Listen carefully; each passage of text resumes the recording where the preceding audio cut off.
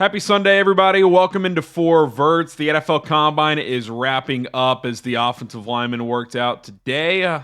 Good day for the big fellas. We're going to take a look at the Combine as a whole, go through every position.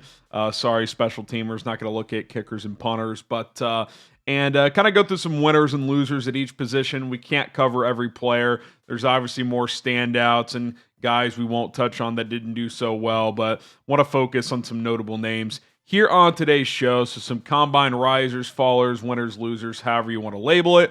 Let's start with quarterback, and there are a winner and a loser on here from the two guys that did not work out, that being Miami quarterback Cam Ward and Colorado quarterback Shedeur Sanders. You start with Ward. The consensus coming out of Indianapolis is that he is QB1 in this draft, that there is a wide gap between Cam Ward and the rest of the class. Shedeur Sanders, Jaxson Dart, whoever else would be in the mix, there is a gap there. So even though Ward didn't work out, he didn't really need to. He was the top QB going in, for that many believed to be the case, and all the chatter in Indy, all the reporting suggests that that is the case. Now, what we didn't necessarily know going into the Combine, other than that Shedeur Sanders wasn't going to work out, is that he may not necessarily be a clear-cut QB2. His stock appears to have dropped a little bit from different reporting out there that other quarterbacks could push him. Maybe a Jaxson Dart, who we have as a winner here. He had a good week, good size, good deep ball, showed off the arm in workouts. And, you know, the thing you keep on hearing when talking about Shedeur is, what does he do that's exceptional, right? Like Cam Ward, he's got supreme arm talent. If he was in the NFL tomorrow, he'd have a top arm in this league, top 10, top 12 arm. Shedeur Sanders doesn't have that. He's not a top-tier athlete. Doesn't have top-tier size. I think he's a pretty good mental processor. I think he's tough as hell. I do think that. But these teams are looking for those supreme physical traits. And with Shedeur, they don't really exist. Like, he's kind of just good all around, but he's not great at anything. Like Cam Ward, great arm, right? Jaxson Dart, upper echelon athlete, pretty good arm. Both better in those two areas than Shedeur Sanders. Now, I still think Shedeur is QB2 in this draft, but I think what you're seeing is that this isn't going to be one of those where Cam Ward, Shedeur Sanders go 1 and 2 in the draft, if I had to guess. So Shedeur on the losing side, Cam on the winning side, he should be QB1. We mentioned Dart as a winner. Will Howard had a pretty bad workout. He was spraying balls, no get your mind out of the gutter intended, but he was just not accurate throwing the football. So, look, it's a workout in Indianapolis. I don't think it's the end-all, be-all. The tape is what's most important. Keep that in mind when we go through this. But when you're throwing on air, you shouldn't be throwing the ball high and outside and behind dudes all the time. Just not a very good showing. Okay, running back. Really good day for the running backs. In fact, the two losers, we'll just get those out of the way. Jaden Blue, Cam Scadaboo. Scadaboo did the vertical and broad jump and tested pretty well. He just couldn't do the other drills because he has a hamstring issue.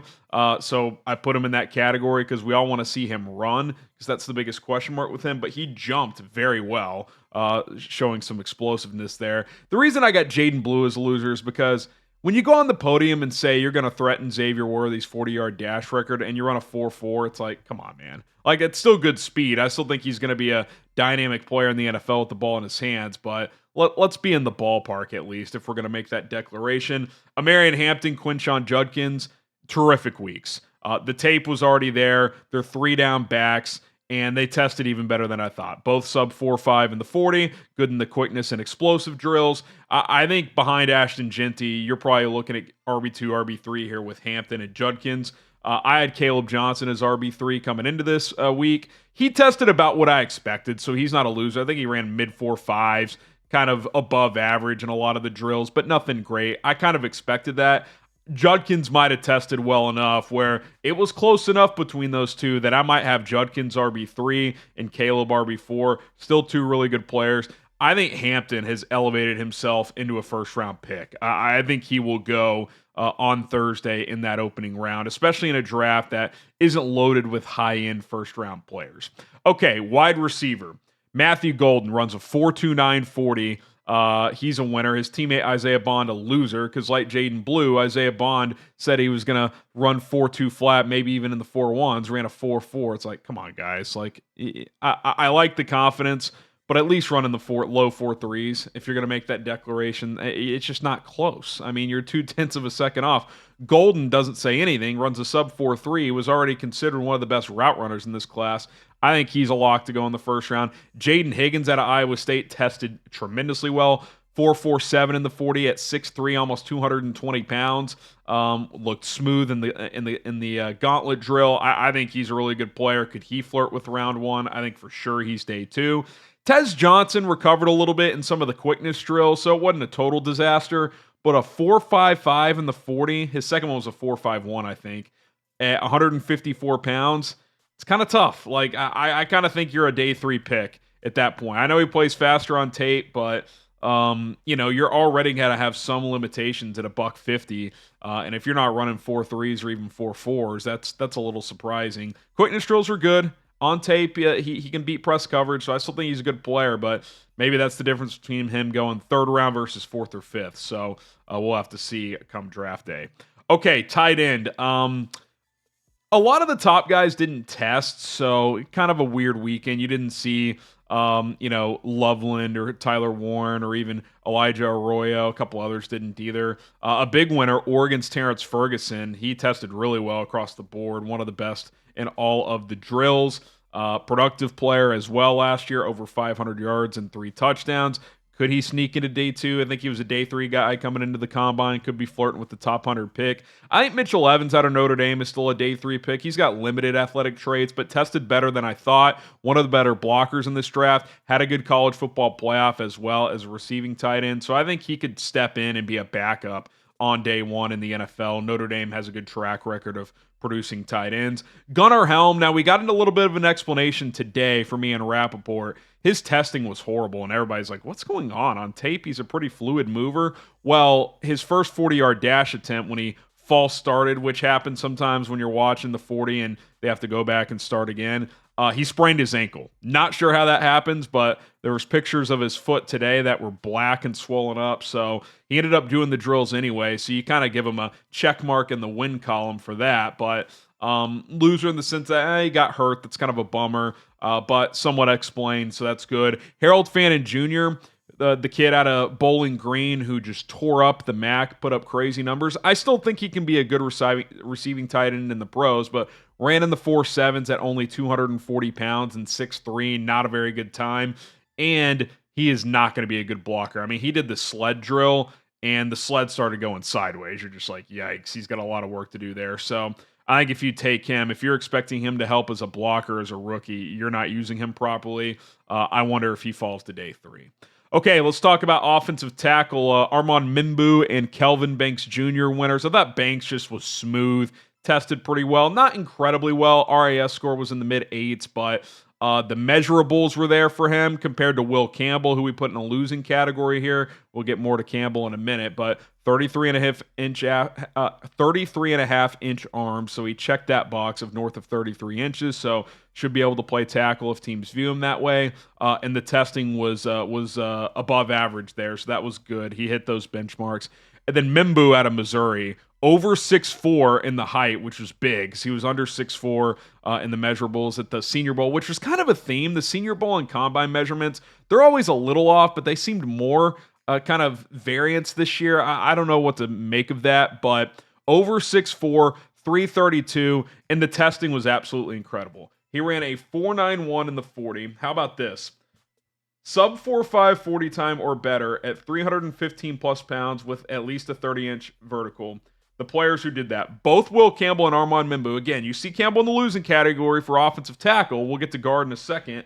But Campbell and Mimbu joined. Tristan Wirfs and Trent Williams is the only players to do that. And in Mimbu's case, he's 332. Wirfs and Trent Williams were 315 at the combine. That is very impressive. 34-inch vertical, 4.91 in the 40. He was a right tackle at Mizzou, and some teams have looked at him as guard.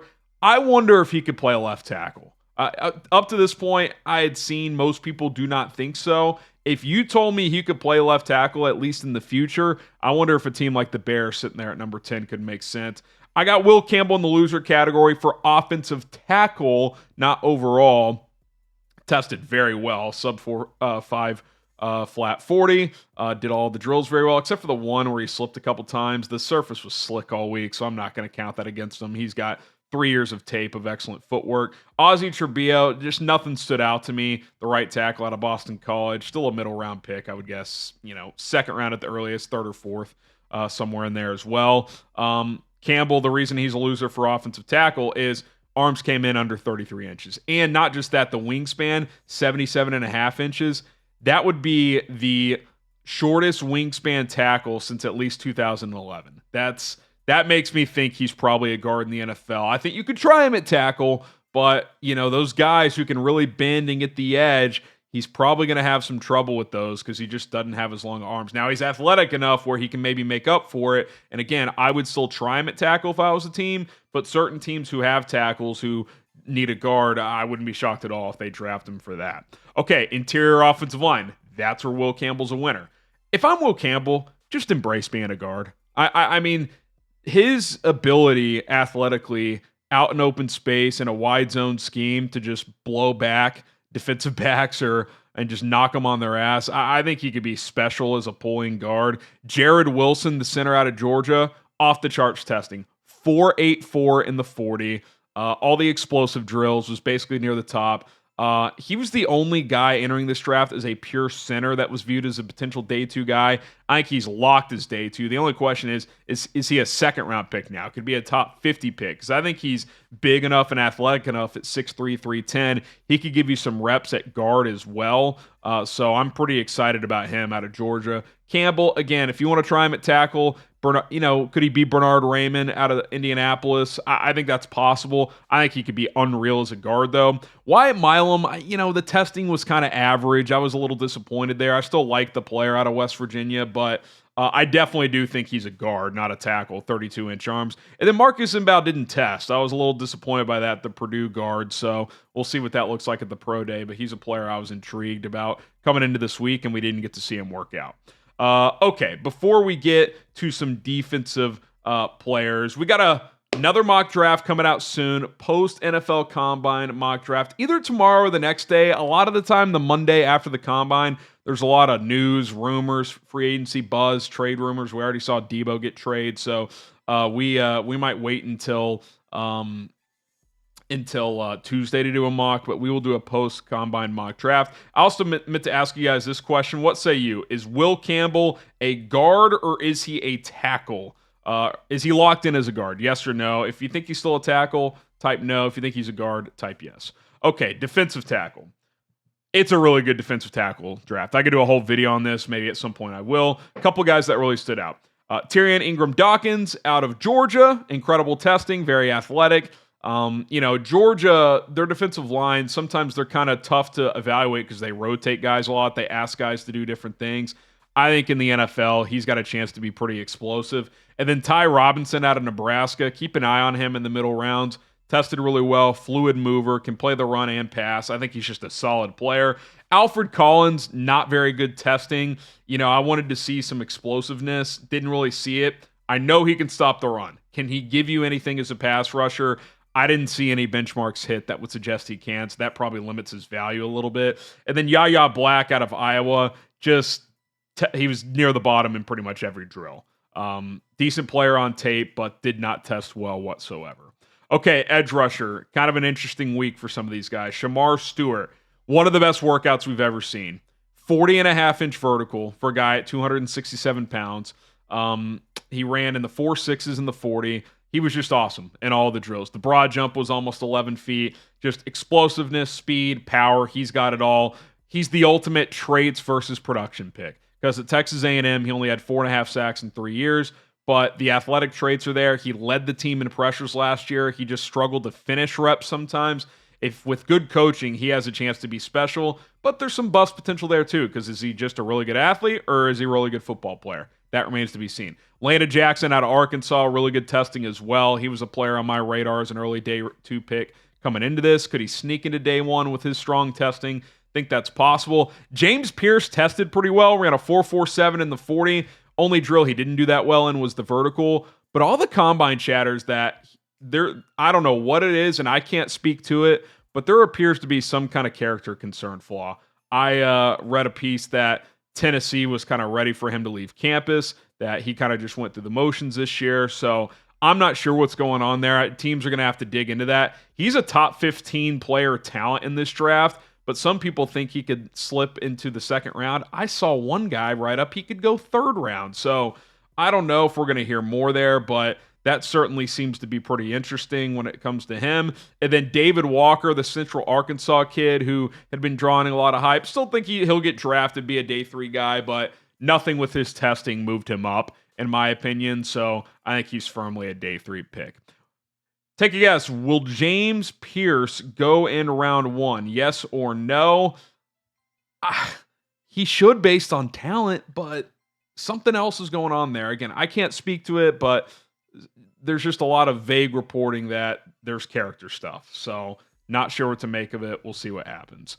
Okay, linebacker. One thing that was a consistent theme, Jahdae Campbell. Both at the testing, the interviewing, everything. He's probably going to be a top 25 pick. Should go in the first round. Would not be shocked if he went in the top 20. Danny Stutzman out of Oklahoma had himself a good week. Could be a guy you see go on day 2. Jay Higgins tested really poorly. Not sure why I typed losers twice, but there you go. Chris Paul Jr., not a very good week either. Okay, safety. Another awesome workout. Nick Emmanwori out of South Carolina. Tested extraordinarily well. Best testing safety we've ever seen. And what I like about him in comparison to Shemar Stewart, he has ball production at South Carolina. He was a productive player in college, so he's got the testing and the production. I think he should go in the first round. Marquis Siegel out of Kansas State tested really well also. Sub 4.40. Did well in the explosive drills also. Iowa safety, Sebastian Castro. Maryland safety, Dante Trader Jr. Near the bottom of a lot of drills. Probably day 3 guys. Okay, cornerback. Jahdae Barron out of Texas and Maxwell Hairston out of Kentucky. Hairston ran a sub 4.4. Jahdae Barron 4.39. That was the question for him coming in. Is he going to run well? He ran extremely well. Sub 4.4. I think he's a top 15 player in this class. He's been rising coming into the combine. The testing backed that up. Coaches love him. He can play pretty much all in the defensive backfield slot. This year he played outside corner for Texas and won the Jim Thorpe Award. He could be a free safety. He's a willing tackler too. I think he's just a really good player. You know, I think you could treat him like Tyrann Mathieu and just kind of let him roam. Trey Amos, I thought, had average testing. I don't know if he tested well enough to go round 1. Dorian Strong, I thought he was going to run faster than a 4.5 in the 40, so that was a little disappointing as well. All right, there you have it. Some combine winners and losers. Certainly plenty more players we could have covered here on this show. Appreciate everybody for tuning in. If you want more NFL content on a daily basis for free, hit that subscribe button. My name is Harrison Graham. We'll see you soon.